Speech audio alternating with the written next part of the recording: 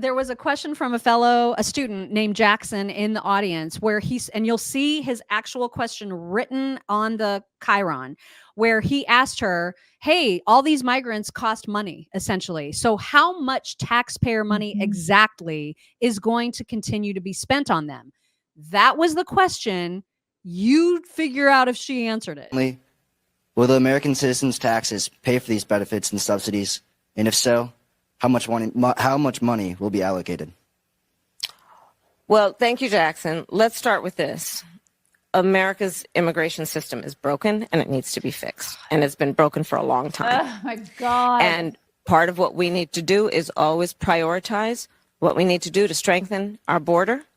I will tell you, I'm the only person in this race among the two choices that voters have. I've personally prosecuted transnational criminal organizations. Oh, God. I can't. In the trafficking of guns, drugs, and human beings.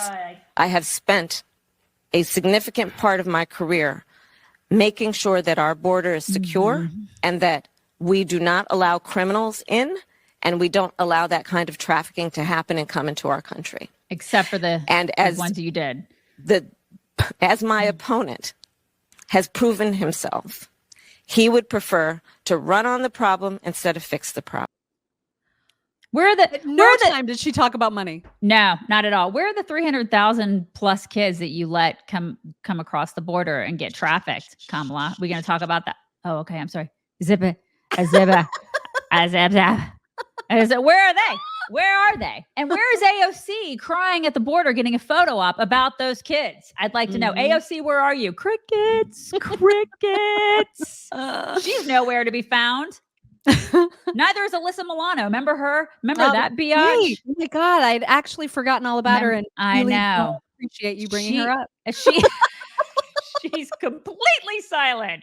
Remember that biatch used to be everywhere up in our faces because she was so concerned about the illegal kids. And now nothing. We don't hear anything from her. It's so weird. It's so weird. Last clip about the border stuff, and this is just a quick 3-second clip because I could not believe that this sentence came out of her face. I never intended, nor will I ever allow America to have a border that is not secure. Oh my God. That was an actual sentence that came out of her face. You know, and back in 2021 and 2022, remember she used to be like, the border is secure. The border is secure.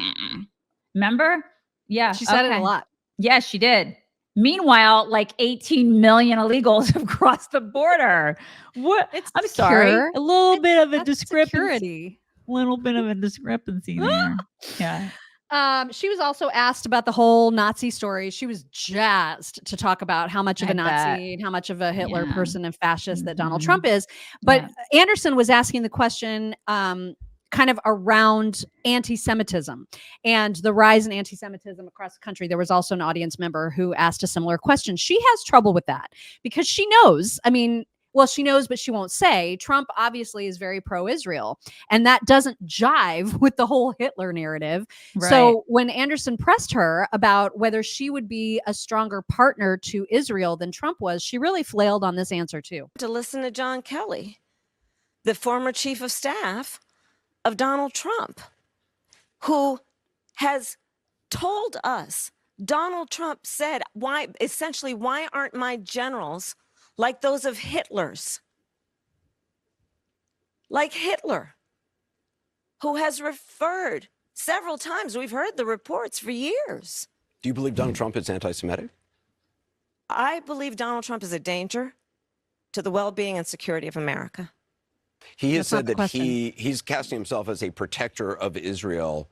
Do you believe you would be more pro-Israel than Donald Trump? I believe that Donald Trump is dangerous. Okay. So you can't answer a damn question? Oh my God, I can't. And listen, the joy is gone, you guys. Remember all the joy? The joy, so much joy in their convention. And now she's like, he's a fascist. He's Hitler. Rah. He just needs a scary red background. And she really does. All set. And then she would be Biden, right? These people, they're so see-through. They're very transparent. Very. And in not in the way that they want to be. Right. Sean Spicer, our friend Sean Spicer, was on with Megyn Kelly yesterday and had a really interesting perspective about why these kinds of stories, like the John Kelly story, and all of like the Millies and the Mattises of the world, why they became so anti-Trump. Thought this was like too important not to share. But he said that the reason that those folks dislike Trump so much is because, for example, with Afghanistan, Trump had questions about it when he came into office. The generals, all the experts, presented all of their information, and it wasn't enough for Trump. He brought in a roundtable of actual enlisted soldiers and said, I want to know about your deployments. I want to know what you need. He listened more to them than the experts, and that is why they hated him. I love it. I totally love it. Yeah. Totally makes so much sense to me. Yeah, it makes sense. Yeah, because it's like because listen, those generals and the colonels and all of them, they become just like, I mean, I hate to say it. I'm not sure. And if you guys have family members who are generals and colonels, I'm sorry, but they become like senators and Congress people. They become very elitist. Mm-hmm. I've seen it happen. Yep. They become the upper echelon, and it's like, you can't question me. Well, the hell I can't. You know? We also need to play a clip of what happened when she flailed on a question about her tax plan. It was a bad night for her, you guys. It was bad. Yeah, really bad. In terms of their taxes. Right now, Anderson, the document, it is well documented that some of the richest people in our country have gotten away with a zero tax rate. But if you're earning $500,000, $600,000, $700,000 under your plan, there's a good chance your taxes go up. We can't have this conversation without knowing it's a very complicated situation, right? It's a really complicated situation, so we can't talk about it, you guys. Yeah, I can't about that tax plan. I can't talk about complicated things. What do you think? I'm running for president? Come on. This video is slightly edited. You'll see how in just a second. But this is one example of many why I don't think she had the questions in advance, because if she had, she would not have flailed this hard when asked a very standard interview question. What are your weaknesses and how do you plan to overcome them? Perhaps a weakness, some would say, but I actually think it's a strength. Well, my weaknesses are actually strengths. Oh. Yes. Very good. There you go. Very good. I really do value having a team of very smart people around me. I work too hard. I care too much, and sometimes I can be too invested in my job.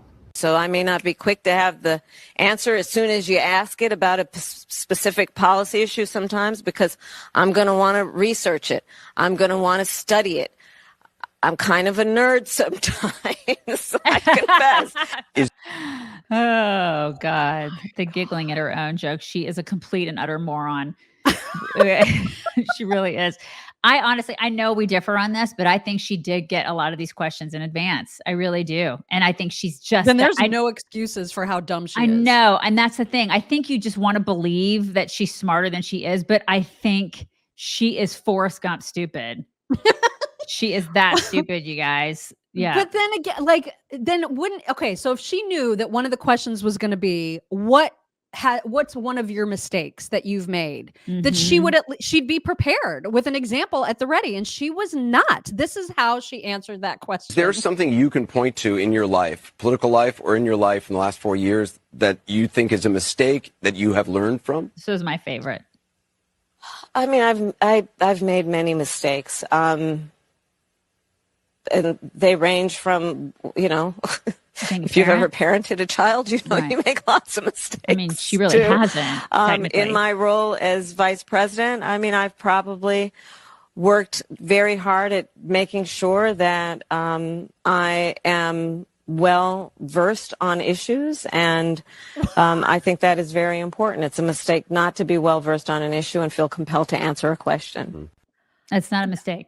There's no way that she knew that question was coming. No freaking way. She really parented a child? Has she really done that? I mean, you said that you were a step parent, so you know that's. I mean, yeah, but it's like it's sort of I mean, I don't know. I parented, but it was kind of a different kind of parenting. Exactly. And it's not an example you would have ever given if you knew that question was coming. I would not have given way. I would not have given that as the answer. No, I would not. I would She have. is a moron. It's and how many times? Well, I've interviewed for a gajillion jobs, and that is always a question. Always. And you know how to answer it. And so the weaknesses, the mistakes. Oh my God, this is a gimme. I feel like that is, I mean, and the fact that she can't answer that question just like that, what is wrong with you? Like so apparently she's never interviewed for an actual job before. Well, she's just had to, she's just had the, you know what I'm saying? That's her interview. That's her. You got the job, lady. Yeah. I actually answered the questions. So it's a little different. Was it yesterday? I feel like, didn't we play a video earlier in the week where Mark Cuban was insisting that all the things that Kamala said she's going to do, she's not really going to do? Didn't we play that? Okay. Yes. Okay, good. I didn't dream I think it may have been yesterday. We're losing track. Where he was like, no, she's not going to tax unrealized capital gains. And no, she's not going to do she's not going to end the filibuster. And if she did, I would vote against, I would campaign against her. The next time. Even though the country will have been in complete shambles by then. Right.